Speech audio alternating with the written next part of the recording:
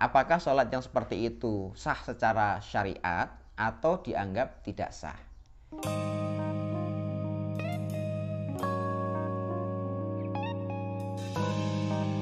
Assalamualaikum warahmatullahi wabarakatuh.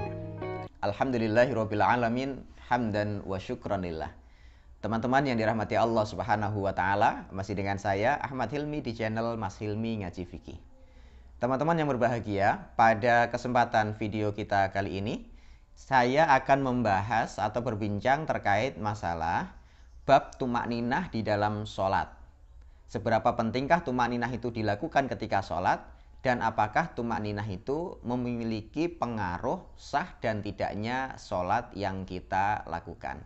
Saya dan mungkin juga teman-teman sekalian semuanya sudah menyimak beberapa video yang beredar di media sosial termasuk di kanal YouTube. Itu pelaksanaan sholat tarawih berjamaah dengan kecepatan yang bisa kita bilang sangat-sangat tinggi. Bagaimana tidak? 23 rakaat sholat tarawih beserta witirnya itu bisa diselesaikan hanya dalam tempo 6 atau 7 menit saja. Bahkan kalau hitungannya per salam, yaitu per dua rakaat, kemudian salam, itu hitungannya tidak lagi menggunakan hitungan menit, tapi menggunakan hitungan detik. Itu artinya memang benar-benar cepat sekali sholatnya gitu. Bahkan yang saya dengar juga ketika imam membaca surat Al-Fatihah, cenderung tidak jelas bacaan surat Al-Fatihahnya. Teman-teman sekalian, kemudian muncullah pertanyaan kita, apakah sholat yang seperti itu sah secara syariat atau dianggap tidak sah? Maka untuk menjawab pertanyaan sah dan atau tidaknya sholat yang model seperti itu, maka kita akan menjawab pada beberapa poin berikut ini. Yang pertama teman-teman sekalian, bahwa tumakninah di dalam sholat itu merupakan salah satu dari sekian rukun-rukun sholat. Artinya ketika satu gerakan atau satu ucapan itu dianggap sebagai sebuah rukun, maka ketika tidak dilaksanakan di dalam sholat, maka menyebabkan rusaknya semua ibadah sholat kita, serangkaian sholat itu dianggap tidak sah. Nah tadi, karena tumakninah ini merupakan bagian dari rukun-rukun sholat, maka ketika ada orang yang sholat tidak menggunakan tumakninah, maka bisa dipastikan secara hukum bahwa sholat tersebut dianggap tidak sah. Kita ingat dengan satu peristiwa pada masa Nabi Shallallahu Alaihi Wasallam. Peristiwa ini tentang seorang laki-laki, kita sebut Fulan, sholat di dekat Nabi Shallallahu Alaihi Wasallam. Tapi memang tidak disebutkan ini sholat sunnah atau sholat wajib. Kemudian orang tersebut ketika sudah menyelesaikan sholatnya kemudian salam, Nabi Shallallahu Alaihi Wasallam langsung menegur si Fulan ini. Wahai Fulan, ulangi sholatmu karena engkau dianggap belum sholat. Irji fasolli fa innaka lam tusolli. Ulangi sholatmu karena kamu sebenarnya belum dianggap sholat. Kemudian orang ini bangkit lagi, melaksanakan sholat sebagaimana yang dia lakukan pada sesi yang pertama tadi. Ketika orang ini sudah salam, si Fulan ini salam, Nabi Shallallahu Alaihi Wasallam kembali menegur, wahai Fulan, irji fasolli fa innaka lam tusolli. Wahai Fulan, ulangi lagi sholatmu karena sesungguhnya kamu dianggap belum sholat. Sampai pada beberapa kali kemudian orang ini mengatakan, wahai Nabi, tolong ajarkan kepadaku bagaimana sholat yang benar. Nah dari situlah kemudian Nabi Shallallahu Alaihi Wasallam membimbing si Fulan ini untuk mengerjakan sholat sebagaimana yang beliau inginkan, yang beliau tuntunkan. Nah teman-teman sekalian, pada beberapa keadaan gerakan di dalam sholat itu ternyata Nabi Shallallahu Alaihi Wasallam menyebut kalimat tumakninah, gitu. Nah kemudian dari hadis inilah para ulama mujtahid memasukkan kata tumakninah ini ke dalam salah satu rukun sholat yang ditengarai dari ketika orang yang tadi kita ceritakan dalam kisah tadi, orang tersebut dianggap tidak sah sholatnya gara-gara meninggalkan tumakninah. Ini di antara beberapa potongan hadis dalam setiap gerakan yang disebutkan oleh Nabi Shallallahu Alaihi Wasallam. Yang pertama, kalimat tumaninah itu disebutkan dalam ruku. Nabi Shallallahu Alaihi Wasallam bersabda kepada orang yang tadi itu, summarka hatta tatmainna rokian. Kemudian rukuklah kamu sampai kamu rukuk dalam keadaan tumakninah. Ini yang pertama. Kemudian yang kedua, kata Nabi, summarfa hatta ta'tadilla qa'iman. Kemudian bangkitlah kamu dari rukuk sampai kamu benar-benar dalam keadaan yang tegak lurus. Itu artinya iktidalnya itu tidak boleh masih condong, tapi harus benar-benar dalam keadaan lurus. Kemudian selanjutnya Nabi mengatakan summasjud hatta tatma'inna sajidan. Kemudian sujudlah kamu sampai benar-benar kamu tumakninah di dalam sujudmu. Kemudian ketika duduk di antara dua sujud, summarfa hatta tatma'inna jalisan. Kemudian bangkitlah kamu dari sujud untuk duduk di antara dua sujud sampai benar-benar dudukmu itu juga dalam keadaan tumakninah. Teman-teman sekalian, artinya menarik sekali ketika Nabi Shallallahu Alaihi Wasallam menyebut kalimat tumakninah itu, kemudian oleh para ulama dimasukkan ke dalam salah satu penyebab sah dan tidaknya sholat tadi. Karena pada akhirnya tumakninah itu masuk ke dalam salah satu dari sekian rukun-rukun sholat. Artinya mudahnya ketika ada orang sholat kok tidak menggunakan tumakninah, maka dipastikan bahwa sholat tersebut dianggap tidak sah. Teman-teman sekalian, kemudian kita masuk yang kedua. Pembahasannya sebenarnya berapa sih batasan atau kadar lama seorang itu dikatakan tumakninah dan atau tidak tumakninah.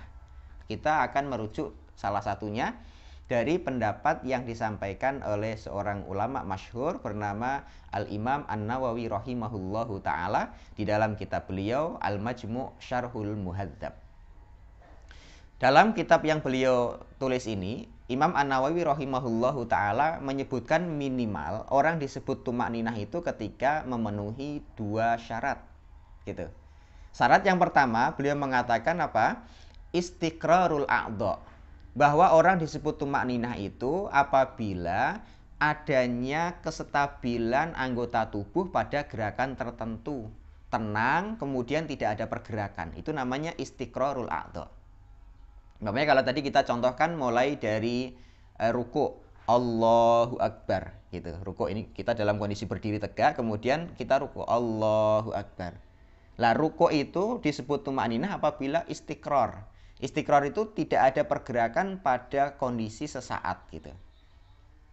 Jadi kalau masih ada pergerakan-pergerakan maka itu tidak dianggap tumakninah. Atau bahkan beliau mengatakan dianggap istiqrar itu kalau semua anggota tubuh kita itu tertumpu pada pada satu pusat gitu. Artinya badan kita ketika ruku itu ya berarti tangan kita ini benar-benar menggenggam area area lutut sehingga tangan kita ini benar-benar menjadi tumpuan ketika kita ruku gitu. Ketika kita sujud juga sama. Ketika Allahu Akbar untuk sujud itu kita turun, maka jidat kita dan area bawah yang menjadi tumpuan itu benar-benar ada beban gitu. Jadi tangan ini ada bebannya, kemudian jidat, hidung ini juga mendapatkan beban berat badan kita, kemudian lutut kita beban, semuanya membawa beban itu. Namanya istiqrar. Artinya benar-benar jidat kita ini nempel-pel gitu pada tempat sujud kita. Nah kalau pas kebetulan tempat sujud kita ini empuk gitu ya, sajadahnya tadi agak tebalan, itu menyisakan bekas. Berarti benar-benar jidat kita ini nempel di di area sujud tadi itu. Atau tangan kita yang menempelkan di area sujud tadi juga sama menyisakan bekasnya. Itu salah satu ciri bahwa sholat kita ini benar-benar istiqrar tadi. Tapi kalau sholatnya masih ngambang gitu, maka belum. Namanya kalau tadi kita diminta untuk ruku Allahu Akbar itu harusnya lurus rata-rata air gitu. Tapi kalau masih setengah berdiri tidak, setengah ruku juga tidak, masih pada posisi pertengahan seperti ini. Nah, kalau ini tegak lurus ini namanya qiyam. Kalau kemudian ruku itu harusnya lurus ke bawah. Punggung kita ini rata gitu. Tapi kalau masih pertengahan gini, ini belum masuk dalam kategori istiqrar gitu. Begitupun ketika duduk di antara dua sujud mamanya gitu. Ini dari posisi sujud kemudian Allahu Akbar, maka duduknya ini benar-benar harus tegak dulu. Ini namanya istiqrar. Kemudian yang kedua teman-teman sekalian, Ini juga penting untuk menjadi sebuah standar apakah sholat kita ini sudah tumakninah atau belum. Kata beliau, infisolul harokah. Jadi adanya jeda antara satu gerakan dengan gerakan lainnya. Tadi contoh kalau kita masuknya pada gerakan ruku mamanya ya. Jadi posisi ruku ini kalau kita bicara berdiri gini, tegak, kemudian ruku. Allahu Akbar, Sami Allah liman hamidah. Jadi ada jeda antara ketika kita posisi turun atau posisi menurunkan badan, kemudian posisi mengangkat badan lagi untuk itidal, itu ada jeda. Jadi kalau kita dibilang infisol tadi jedanya itu bunyinya gini. Allahu Akbar, Sami Allahu liman hamidah. Itu namanya jeda. Tapi kalau langsung dibablaskan gitu, Allahu Akbar, Sami Allah liman hamidah, Allahu Akbar, itu tidak ada infisolul harokah. Tidak ada jeda antara satu gerakan dengan gerakan yang lainnya tadi itu. Jadi tadi ya, kalau nama infisol itu harus benar-benar ada jeda satu gerakan dengan gerakan lainnya. Allahu Akbar, diam dulu. Sami Allahu liman hamidah, diam dulu. Dan ini harus benar-benar tegak. Allahu Akbar, diam dulu. Allahu Akbar, diam dulu, gitu. Itu namanya infisal, ada jeda setiap gerakan. Tapi kalau Allahu Akbar, Sami Allah liman hamidah, Allahu Akbar, Allahu Akbar, Allahu Akbar, Allahu Akbar, Assalamualaikum warahmatullahi wabarakatuh, itu tidak ada infisal. Berarti kalau infisal itu hilang, kata Imam Nawawi, maka syarat tumakninah tadi tidak terpenuhi. Maka ketika tumakninah itu tidak ada, maka sudah dipastikan bahwa sholat kita dianggap tidak sah. Ini saya nukilkan dari pendapat beliau tadi yang saya sampaikan di dalam kitab Al-Majmu' Syarhul Muhadzab. Beliau rahimahullahu taala mengatakan watajibu at-tuma'ninatu firruku'i bila khilaf. Bahwa tumakninah itu wajib dilakukan salah satunya di dalam rukuk bila khilaf, ini tanpa perdebatan para ulama. Sebagaimana li hadis al-musi sholatahu. Sebagaimana yang terdapat di dalam hadis tentang peristiwa orang yang sholatnya buruk tadi, al-musi sholatahu. Wa aqalluha, dan kata beliau, jeda minimal atau batasan minimal an yamkusa fi hayatir ruku'i hatta tastaqirra a'dha'uhu, yaitu orang diam sejenak dalam kondisi rukuk kalau ini dalam rukuk, atau dalam kondisi sujud kalau dia sujud, hatta tastaqirra a'dha'uhu, sampai benar-benar badannya itu beristirahat, diam, stabil gitu, tidak ada pergerakan dulu untuk beberapa saat. Watan fasila harokatu huwihi anirtifaihi minar ruku gitu. Kemudian yang kedua, adanya jeda pembatas tafsil. Watan fasila harokatu huwihi. Jadi gerakan turun ketika ruku itu ada jeda dengan gerakan ketika naik untuk irtifa. Jadi Allahu Akbar, Sami Allahu liman hamidah, untuk bangkit kembali.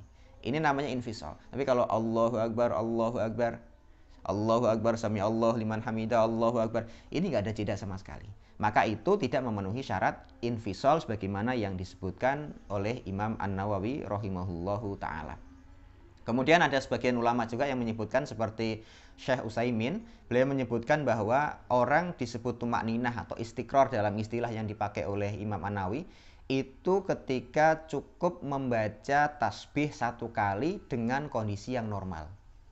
Allahu Akbar, subhanallah, Sami Allah liman hamidah, subhanallah, Allahu Akbar, subhanallah, Allahu Akbar, subhanallah. Itu kalimat subhanallah itu maksud saya untuk takaran minimal orang berhenti sejenak dalam urusan rukuk dan sujud, i'tidal dan duduk di antara dua sujud. Jadi teman-teman sekalian, kita sudah pahami bersama bahwa ketika sholat itu tidak menggunakan tumakninah, maka bisa dipastikan secara hukum sholat tersebut dianggap tidak sah.